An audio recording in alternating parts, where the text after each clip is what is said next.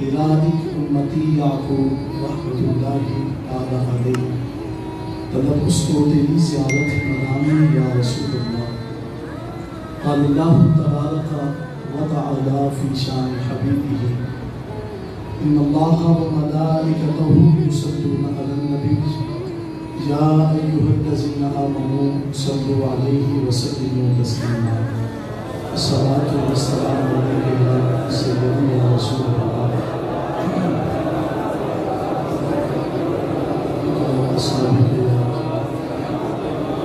سیدی یا حبیب اللہ. تمام حضرات محبت کے ساتھ میں کو سلام پیش کری. الصلاۃ والسلام علیک یا سیدی یا رسول اللہ.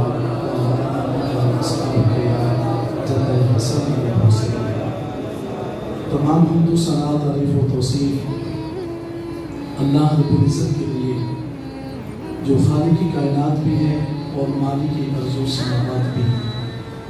اللہ تعالیٰ جل وعلا کی حمد و ثنا کے بعد حضور سید المرسلین امام الاولین والآخرین احمد مجتبیٰ حضرت محمد مصطفیٰ صلی اللہ علیہ وآلہ وسلم کی بارگاہ اقدس میں ہدیہ درود و سلام کا نذرانہ پیش کرنے کے بعد نہایت ہی واجب الاحترام پیر طریقت رہبر شریعت آشنائے حقیقت حضور منبع رشد و ہدایت جانشین مخدوم ملت حضرت صاحبزادہ پیر درویش میاں حامد رضا محسن صاحب مرکزی صدارہ نشین دربار عالیہ رحمۃ شریف اور نہایت ہی واجب الاحترام یاران طریقت سامعین و سامعات حاضرین و ناظرین السلام علیکم ورحمۃ اللہ وبرکاتہ. اللہ رب العزت کا کروڑ بار شکر ہے جس ذات نے ہم سب کو آقا علیہ الصلوۃ والسلام کی پیاری امت میں پیدا فرمایا اور بفضلہ ہی تعالی آج ہم سب سفر مظفر کا جمعہ المبارک ادا کرنے کی سعادت حاصل کر رہے ہیں. دعا گو ہوں کہ رب کائنات حضور قبلانہ تاجدار حیبت پوری رحمۃ اللہ تعالی علیہ آپ کی اس مرکزی جامع مسجد میں جو ہم نماز جمعہ المبارک ادا کر رہے ہیں خدا آج کی حاضری کو اپنی بارگاہ میں شرف قبولیت عطا فرمائے. دور دراز سے تشریف لانے والے احباب خدا قدم قدم کا بدن اجر عظیم عطا فرمائے. حضرات محترم قرآن کریم فرقان حکیم کی سورہ آل عمران اس کے اندر سے تلاوت کرنے کا شرف حاصل کیا ہے. اس کے ضمن میں چند باتیں آپ حضرات کی گوشگزار کروں گا. اللہ رب العزت نے قرآن کریم فرقان حکیم میں ارشاد فرمایا ہے وَسَارِعُوا إِلَىٰ مَغْفِرَةٍ مِّن رَّبِّكُمْ وَجَنَّةٍ عَرْضُهَا السَّمَاوَاتُ وَالْأَرْضُ. رب فرماتے ہیں کہ جلدی سے نکلیں. سرعت کا مطلب ہوتا ہے تیزی سے نکلنا. فرمایا کہ جلدی سے نکلو اِلَىٰ مَغْفِرَةٍ مِّن رَّبِّكُمْ اپنے رب کی بخشش اور مغفرت کی طرف. انسان گناہ کرتا ہے پھر گناہ کے اوپر انسان پشیمان بھی ہوتا ہے. اس کے دل کے اندر شرم اور حیا بھی آ جاتی ہے. تو جب انسان ندامت کے آثار اپنے چہرے میں پیدا کر لیتا ہے تو رب اس انسان کے گناہ کو معاف کر دیتا ہے. خوشخبری اور جو بخشش کی نوید ہے اس کو سنا دیتا ہے. آقا علیہ الصلوۃ والسلام کی بارگاہ میں ایک صحابی عرض کرتے ہیں حضور کیا سچی توبہ کرنے کے لیے بہت زیادہ اعمال کی ضرورت ہے؟ انسان کو رب کی بارگاہ میں بہت زیادہ گر گرانے کی ضرورت ہے؟ تو میرے آقا علیہ الصلوۃ والسلام نے فرمایا نہیں، اس بات کی ضرورت نہیں ہے. الندم توبہ انسان کا اپنے چہرے کے اوپر گناہوں کی وجہ سے شرمندگی کا احساس پیدا کر دینا اس سے بھی رب اس شخص کے گناہوں کو معاف فرما دیتا ہے۔ آج مجلس میں آپ بیٹھے ہیں، میں اصل میں یہ جو موضوع شروع کیا ہے یہ اہل التصوف کا ہے، صوفیاء کے بارے میں ہے۔ اور صوفیاء فرماتے ہیں کہ یہ جو تصوف ہے اس کا پہلا لفظ تا ہے، تا۔ وہ فرماتے ہیں کہ یہ جو تصوف ہے یہ توبہ پر دلالت کرتی ہے۔ جب آپ شیخ طریقت کی بارگاہ میں حاضر ہوتے ہیں، چونکہ یہ جو جمعہ المبارک ہے، جیسے کہ نبی صاحب نے پچھلا جمعہ المبارک ارشاد فرمایا تھا، یہ جو جمعہ المبارک ہے یہ حضور ابن عالم تاجدار ہیبت پوری علیہ رحمہ آپ کے سالانہ عرس مبارک کی تقریب ماسعید جو کہ 19-20 اکتوبر کو جس کی آمد ہے، تو اس کے لیے جو ہے وہ اس کو اپنے دل میں ہم نے جگہ دی ہوئی ہے۔ کوئی شخص آپ سے سوال کرتا ہے کہ حضور ابن عالم آپ کے عرس مبارک کی یاد کے حوالہ سے، تو یہ جو اشتہارات ہیں ان کا مقصد جو ہے یہ نئے آنے والے احباب کو یاد دلانی ہے۔ پرانے احباب جو ہیں ان کے تو دلوں پہ نقش ہو چکا ہے کہ میرے شیخ طریقت کا نام کیا ہے، ان کی زندگی کیسی تھی، ان کا اوڑھنا بچھونا کیسا تھا، ان کا حضور علیہ السلام کی محبت میں رونے کا انداز کیسا تھا، آقا علیہ السلام کی محبت میں آنسو بہانے کا انداز کیسا تھا۔ خدا کی بقال ہمارے دلوں کے اوپر یہ بات نقش ہو چکی ہے کہ حضور ابن عالم تاجدار ہیبت پوری علیہ رحمہ آپ کے سالانہ عرس مبارک کی جو آمد ہے وہ 19-20 اکتوبر ہے۔ اور بڑی مزیداری کی بات یہ ہے کہ آپ کے عرس مبارک کے خاص مہینہ کے اندر بھی ماہ نور کی بھی آمد ہے، جس کو ماہ ربیع الاول کہا جاتا ہے۔ میں نے یہ پہلے آپ سے نہیں کہا تھا کہ سبحان اللہ کہیں، آپ ذرا محبت کے ساتھ کہیے نا سبحان اللہ، کیونکہ یہ وہ ماہ مقدس ہے کہ جس مہینہ کے اندر آقا علیہ السلام کی جلوہ گری ہوئی تھی۔ تو حضور علیہ السلام کے ماہ مبارک کی آمد ہو اور دیوانے خوش ہو کے سبحان اللہ نے کہنی، تو پھر کب کہنی ہے؟ پھر کہیں محبت کے ساتھ سبحان اللہ۔ خدا وقار میں اس کر رہا تھا اس مبارک کی تقریب ماسعید میں ہی آقا علیہ السلام کے ماہ مبارک کی آمد ہے۔ رات میں عرض کر رہا تھا اس کو دن میں جگہ دیں کہ آپ کے اس مبارک کی جو آمد ہے 19-20 اکتوبر کو ہے۔ تو میں بات کر رہا تھا کہ چونکہ یہ جو جمعہ مبارک ہے یہ تصوف کے حوالہ سے بات کی جائے گی، اور تصوف وہ عمل ہے جو قرآن و سنت کے عین مطابق ہے۔ آج کچھ وہ لوگ ہیں کہ جو کہتے ہیں کہ جب قرآن موجود ہے، جب حدیث موجود ہے، تو پھر اس تیسرے خاص مذہب کی ضرورت کیا ہے؟ اس بات کو اپنے ذہن میں رکھیں۔ اور بہت سے وہ ایسے لوگ ہیں کہ جو آج تصوف کو ایک خاص قسم کا مذہب اور فرقہ تصور کرتے ہیں۔ اپنے بچوں کو، نوجوان نسل کو یہ بات سمجھائیں کہ تصوف جو ہے وہ خاص فرقے کا نام نہیں ہے، تصوف جو ہے وہ خاص کو مذہب نہیں ہے، بلکہ ہر وہ عمل جو قرآن و سنت کے عین مطابق ہو اسی کو تو صوفی کہا جاتا ہے۔ میں حضور ابن عالم سے کسی نے سوال کیا، حضرت صوفی کون ہوتا ہے؟ صوفی کس کو کہا جاتا ہے؟ حضرت شیخ عبدالحق محدث دہلوی سے کسی نے سوال کیا، حضرت صوفی کون ہوتا ہے؟ آپ فرماتے ہیں کہ وہ شخص جس کی بات اور عمل ایک جیسا ہو جائے، جس کا کہنا اور کرنا ایک جیسا ہو جائے، اس کو صوفی کہا جاتا ہے۔ میں مثال دے کے سمجھانا چاہتا ہوں۔ میں آپ کو ساری زندگی نماز کی جو ہے وہ تبلیغ کرتا رہوں، الیاذ باللہ، اور خود اگر نماز کا میں جو ہے وہ تارک ہوں تو میں صوفی نہیں بن سکتا۔ تو آپ سوال کریں گے کہ پھر صوفی کون ہوتا ہے؟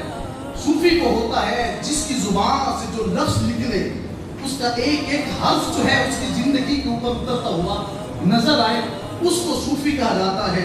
تو میرے حضور ابن عالم نے پھر اس کو یوں بیان فرمایا، آپ فرماتے ہیں دل پر صفائی مانگدا اندر تے باہر دی، دل پر صفائی مانگدا اندر تے باہر دی، منظور پھر ضروری جبہ دستار دے۔ سبحان اللہ۔ تیری جبہ، تیری دستاریں، تیری زیب و زینت، تیری بناؤ سنگار، تیرا حسن، تیرا جمال، تیری خوبصورتی، تیری آنکھوں کے اندر خاص قسم کی رانائی جو ہے اس وقت قبول ہوگی جب تیری زبان سے نکلنے والا ہر لفظ جو ہے تیری زندگی کے اوپر اترتا ہوا نظر آئے۔ اس وقت تو ہے انسان جو ہے وہ مقام تصوف پہ پہنچے گا۔ آج ہم ہر چلتے ہوئے شخص کو جو ہے وہ زبان زد عام کے لفظ ہوتا ہے کہ فلاں شخص بھی صوفی ہے، جس کی سفید داڑھی ہے وہ بھی صوفی ہے. کہنے کے اعتبار سے تو آپ کہہ سکتے ہیں، لیکن یاد رکھیے گا عادت تصوف صوفیات کے نزدیک صوفی کو ہوتا ہے جس کے قول اور فعل کے اندر کبھی تضاد نہ ہے. جو وہ کہتے ہیں وہ کر کے دکھاتے ہیں. اب آپ آئمہ تصوف کے نزدیک جو ہمارے امام ہیں، جن کی محبت ہمارے سینے کے اندر ہے، جن کے اس مبارک کی تقریب قریب تر ہے، میں ان کو فقط صوفی نہیں کہتا، میں ان کو صوفی گر کہتا ہوں. میرے حضور کی عالم فقط صوفی نہیں ہے بلکہ آپ صوفی گر ہیں. آپ نے جس بندے کے دل پہ نگاہ ڈالی ہے اس کو بھی صوفی بنا کے چھوڑا، اس کو بھی انہوں نے صوفی کے درجے سے نوازا ہوا ہے. حضرات علی وقات یہاں پہ رک کر بات آپ کی نظر کرنے لگا ہوں.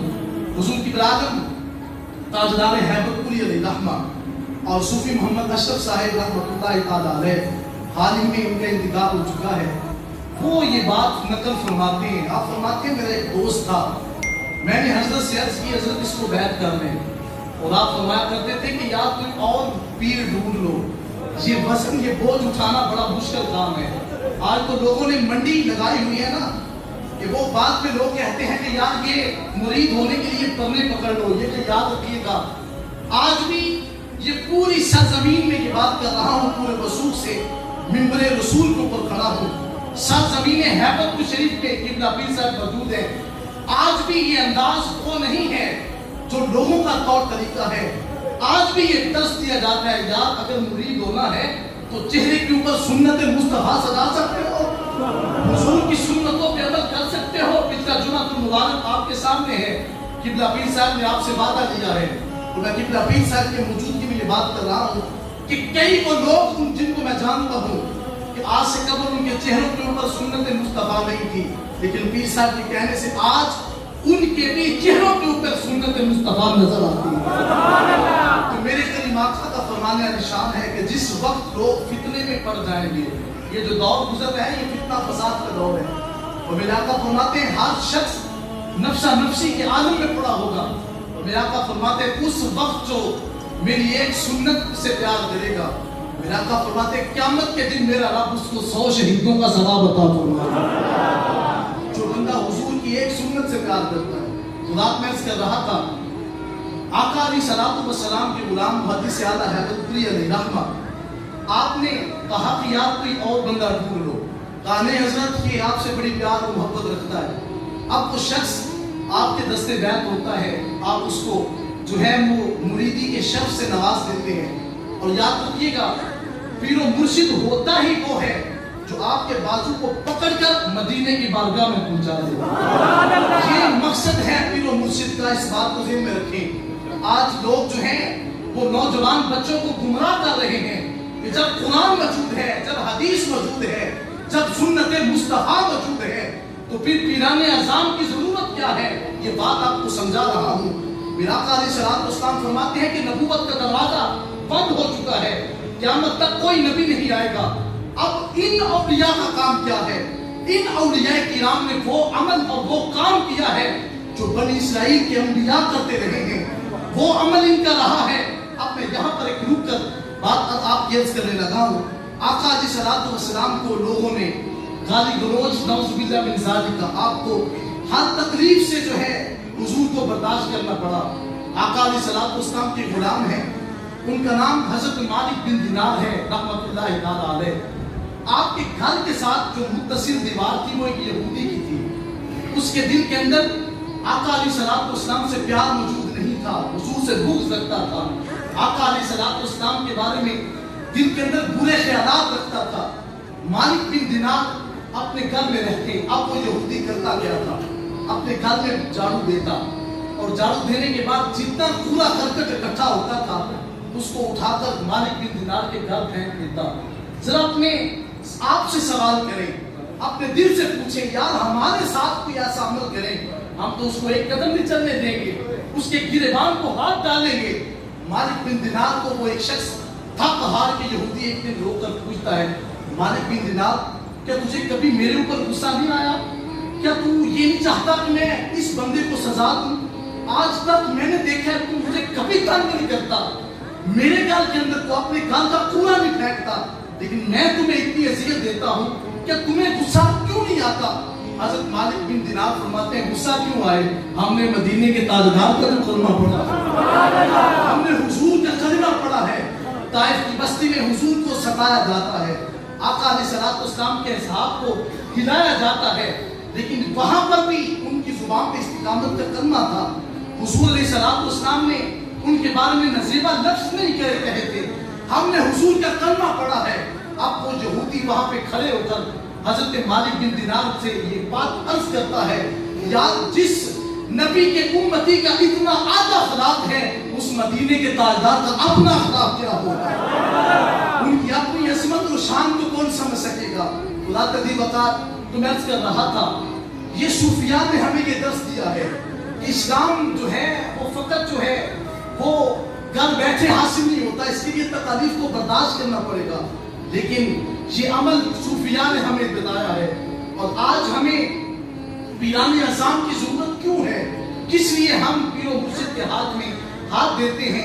उसका मकसद ये है कि हमें कुरान के मुताबिक लेके चलते हैं, हमें सुन्नत मुस्तफा के मुताबिक जिंदगी बसर करने का दर्स देते हैं। खुदा अर्ज कर रहा था, हुजूर की लालत ने उसके हाथ में जब उसका हाथ अपने हाथ में लिया तो आपने फरमाया प्यादा करो कि कभी खिलाफ शरीयत अमल नहीं करोगे, कभी खिलाफ शरअ अमल जिंदगी में नहीं करोगे। और साथ ये भी कह दिया कि याद रखना पीर वो होता है कि जब वो अगर बुरा अमल भी करता हुआ नजर आए तो शेख अगर उसके करीब तक पहुंचे तो वो शेख भी हो सकता है। आपने इतनी बात कर दी, उसने वादा कर लिया हजरत आज के बाद कभी बुरा अमल नहीं करूंगा, खिलाफात से बचूंगा, गैर शरई अमाल से अपने आप को महफूज रखूंगा। वक्त बीतता गया, एक मर्तबा वो खेत में लगा हुआ था, हसीन और जमील खातून सामने आई, दिल उसकी तरफ जब मायल हुआ, दिल चाहा उसकी तरफ हाथ बढ़ाना चाहा, वो शख्स कहता है कि मेरे सामने हुजूर की लालम तशरीफ फरमा, और थप्पड़ चेहरे के ऊपर मार करके फरमाते हैं कमबख्त, पहले ही कहता था ना मेरा मुरीद ना हो, मैं तो वो शेख हूँ, अगर कोई शख्स लंदन में पर बैठा हो तो मैं वहां पर भी पहुंचाता। हुजूर शेख अब्दुल कादिर जिलानी अलैहिर्रहमा आप फरमाते हैं लोगों पूरी रुबे जमीन मेरी हथेली के ऊपर यूं होती है जैसे राई का दाना होता है। या वो शेख अब्दुल कादिर जिलानी फरमाते हैं कदमी अला रअसी कुल्ली वलिय्यिल्लाह, जो भी अल्लाह का दोस्त होता है उसके कंधों के ऊपर अब्दुल कादिर जिलानी का कदम होता है। यार आप फरमाते हैं कि पूरी रुबे जमीन मेरे सामने राई के दाने के बराबर है, ये हुजूर के उम्मती का मुकाम है, मदीने के ताजदार की अपनी शान क्या होगा? ये शान है खिदमतगारों की, सरकार का आलम क्या होगा? हर कोई फिदा है बिन देखे दीदार का आलम, ये हुजूर के नाम लेने का मुकाम है। खुदा नसीब का मैं बात ये समझाना चाहता हूँ कि तसव्वुफ जो है वो कुरान और सुन्नत के ऐन मुताबिक होता है, और हर वो अमल जो कुरान और सुन्नत के ऐन मुताबिक हो वो तसव्वुफ से बाहर नहीं होता। और अगर कोई शख्स आपके सामने लंबा चोगा पहनकर लंबे लंबे बाल रख के और जिसने सारी जिंदगी कभी अपनी दाढ़ी के अंदर भी कंघी ना बनाए हो, कभी अपनी दाढ़ी को संवारा ना हो, आका अलैहिस्सलाम की खिदमत में एक सहाबी हाजिर होते हैं, आका अलैहिस्सलाम ने फरमाया कि बाल बिखरे हुए हैं और कपड़े जो है वो बड़ा गंदा हाल है। हुजूर फरमाते हैं कि ये तो बताओ आपने ये आलम की हालत क्यों बनाई है? आज की हुजूर ये फख्र का तरीका है। आका अलैहिस्सलाम ने फरमाया कि इन्नल्लाह जमीलुन व हुस्नुल जमाल, फरमाया कि तुम ये नहीं जानते कि खुदा खुद खूबसूरत है और खुदा खूबसूरती को पसंद करता है। फरमाया कि अपने चेहरे के अंदर जब तुम हुस्न पैदा करोगे मदीने के ताजदार भी राजी हो जाएगा, खुदा भी राजी हो जाएगा। खुदा कभी बता इस बात को अपने सीने में जगह दे। हम जो है वो हर उस शख्स को सूफी नहीं कहते जिसको शरीयत का पास ना हो, जिसको हुजूर की तरीकत का और हुजूर के मुबारक तरीके का पास ना हो, आप उसको सूफी नहीं मानते। आप कहेंगे कि हमें दो लफ्जों में समझाएं कि सूफी कौन होता है। सुनो, आला हज़रत फरमाते हैं सूफी वो होता है जिनकी हर हर अदा, ये सूफी की डेफिनेशन है। ये तसव्वुफ की मैं तारीफ बयान कर रहा हूँ, तो मैं जिनकी हर हर अदा सुन्नते मुस्तफा, ऐसे पीरे तरीकत पे, ऐसे पीरे तरीकत पे, ऐसे पीरे तरीकत पे। खुदा की वक़ात ये आज हमारी इब्तिदा है। انشاءاللہ العزیز اپنے موضوع کی طرف جو ہے وہ بڑھتے جائیں گے. خدا تعالیٰ ہمیں تصوف